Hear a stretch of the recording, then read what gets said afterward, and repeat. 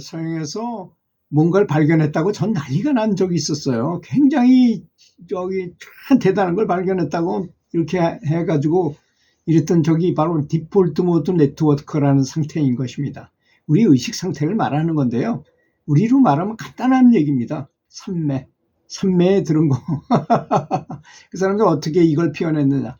멍한 상태에 있거나 또는 상상의 나래를 펼 때 극도로 활발해지는 뇌 영역의 네트워크. 그러니까 말하자면 평상시에는 전혀 가동하지 않던 이렇게 두뇌가 두 가지로 돼 있다는 것입니다. 평상시에 요게 이렇게 가동되다가 요걸 딱 멈추니까 이게 자동으로 쫙 가동되는 것. 어떤 그런 기계 기억나시죠? 이 아파트 주차장 같은 데 보면 이렇게 물이 주위에 이렇게 도르면 그 물을 빨아들이는 기계가 있는데 그것이 어느 정도 찼을 때만 가동되게 만들어 놨잖아요. 그런 것처럼 이쪽이 멈춰야만 이쪽이 저절로 가동되는 그런 시스템을 가지고 디폴트 모드 네트워크라고 말을 표현한 것입니다. 우리 뇌가 착각하고 자동 장치를 스스로 켜는 때를 말한다고 이 사람들은 표현했어요. 이렇게 활성화되는 뇌의 세 부분, 내측 축두엽과 내측 전전두엽 피질과 후대상 피질, 두정엽 피질로 이렇게 구성이 된다 그래요. 하여튼 좌우지간 그렇게 복잡한 거 우리가 뭐 과학적으로 알 필요는 없고 하여튼 뇌가 평상시에 이렇게 가동되던 것이 이걸 멈춰버리면 다른 게 탁 피어나가지고 자동으로 딱딱 열려가지고 그게 가동되더라 이런 얘기입니다. 우리가 뭔가 관심을 가지고 집중하지 않을 때 이 네트워크가 작동하더라 이거죠. 여러분 만약에 그렇다고 한다면 염불은 그럼 어떨까요? 염불은 이거하고 어떤 관계가 있을까요? 대단히 중요한 관계가 있습니다. 여러분 운전할 때를 한번 생각해 보세요. 처음에 운전할 때 얼마나 저 앞차가 내 차를 부딪히지는 않은가, 저 길을 제대로 빠져나갈 수 있겠는가, 백을 해가지고 제대로 주차할 수 있겠는가, 별 고민을 다 하시고 어깨에 힘은 들어가고 막 그랬을 거 아니겠습니까?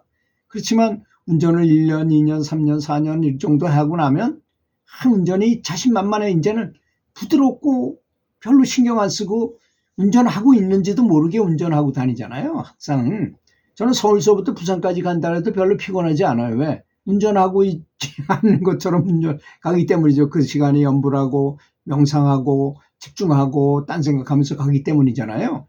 그런 분들이 아주 많으리라고 생각합니다. 운전도 재미있게 되죠. 그렇게 되면 바로 이런 때를 말하는 것입니다. 뭔가 집중하지 어떤 것에 특별히 집중하지 않을 때 뇌의 배경에 깔려있는 뭔가가 정면으로 나서가지고 뇌를 조종하더라는 것입니다. 그래서 염불할 때 염불이 숙달이 돼야 되는 것이죠. 첫째, 그죠? 운전하는 것처럼 처음에 숙달이 잘 되기 안 돼요. 처음에는.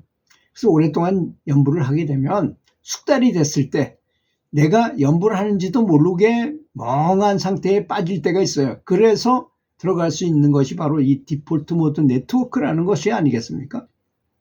우리가 온통 바깥 세상에만 관심을 쏟는다고 상상해 보십시오. 그러면 효과적으로 표현하는 데는 익숙하겠지만 자기 자성부를 들여다볼 기회는 얻지 못할 것이 아니겠습니까? 너무나 당연한 거죠.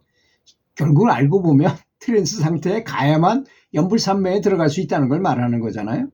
그래서 숙달된 분은 제가 아는 선지식 몇 번 말씀을 드렸지만 지하철에 타서 염불하다 보면 5분 이내에 딱 뿅 가요. 산매에 들어가 버려. 그럼 종착역까지 가. 그럼 승무원이 와서 내리시오 하면 내렸다가 또 다시 집 가려고 타. 또 5분이면 뿅 가. 또 종착역 가. 이건 몇 번 하다가 집에 가신다는 것입니다. 그러니 이렇게 이 산매에 드는 것도 염불 산매에 드는 것도 트랜스 상태로 어떻게 이렇게 디폴트 모드 네트워크로 갈 수 있는지를 잘 훈련한 사람에게만 가능하다는 것을 아셔야 됩니다. 그래서 열심히 염불을 하라는 거죠. 염불을 열심히 하지 않는 사람한테 그런 현상이 드러날 수가 없어요. 익숙하지 않기 때문에. 익숙해야만 되는 거 아니겠습니까?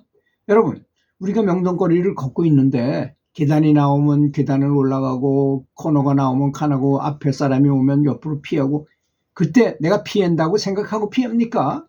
계단이 있다고 계단 있는지 알고 가나, 알고 보긴 가지만 무의식 중에 다 걸어가는 거 아니겠습니까? 딴 생각하면서.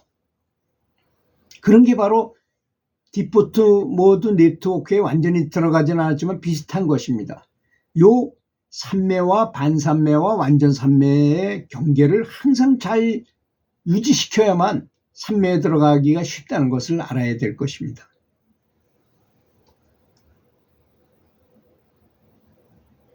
이 디폴트 모드 네트워크, 즉 산매라는 상태는 우리가 멍한 상태에 빠졌을 때 혹은 우리가 잠자는 동안에도 정보를 소화하고 이해할 수 있게 해준다는 것입니다. 그래서 이런 말이 있잖아요.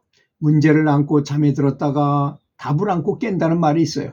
전혀 내 사업의 구상 아이템을 찾지 못했는데 어느 날 갑자기 딱 문득 생각나는 그런 아이디어가 떠오를 때가 있어요. 제가 책을 한 권 써놓고 제목을 못 구했어요. 제목을 찾을 수가 없어서 굉장히 고심을 했습니다.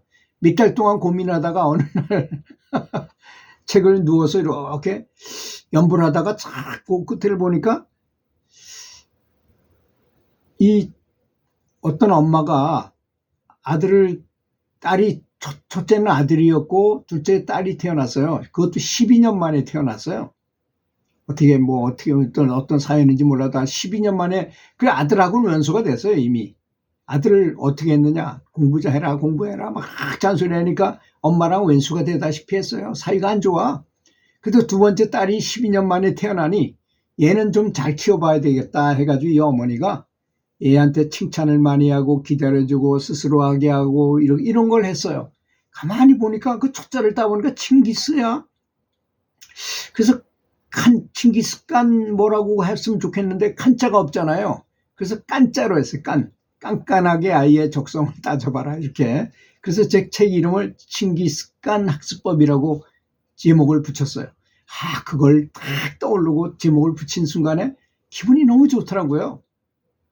이런 아이디어가 나한테서 나왔구나 하는 생각이 드는 게, 칭찬을 많이 하고 기다려주고 스스로 하게 하고 깐깐하게 아이의 적성을 따져봐라. 얼마나 멋집니까? 제목에 벌써 4가지 핵심이 딱 들어있잖아요. 그렇게 좋은 거를 발견하게 되더라고요. 그래서 바로 이렇게 문제를 안고 잠이 들었다가 답을 안고 깬다는 말을 하고 비슷한 내용이라고 저는 생각해요. 사실 우리 뇌는 디폴트 상태에서 오히려 문제를 해결할 능력을 가지고 있다고 그럽니다. 그래서 연불을 하기 전에 바로는 세워야 되지만 연불할 을 때는 아무 생각 없이 계속 연불에만 집중하라는 것입니다. 그래서 저는 감사함으로 포장해가지고 그냥 감사한 걸로만 계속 부처님께 연불을 하라고 제가 권하는 것이 아니겠습니까? 그래서 이렇게 디폴트 모드 네트워크에 가야만 산매에 들 수 있다. 이 점을 좀 아시고 이런 걸 좀 연구하셔야 돼요. 사람마다 다 틀립니다. 산매로 들어가는 방식이 다 다르기 때문에 스스로 연구를 많이 하셔야 될 거라고 믿습니다. 간단하게 말씀을 드려서 죄송합니다. 더 길게 얘기해야 되는데 밑에도 더 있지만 본인 스스로 공부하는 게 더 좋을 것 같아서 이 정도까지만 하도록 하겠습니다. 들어주셔서 감사합니다.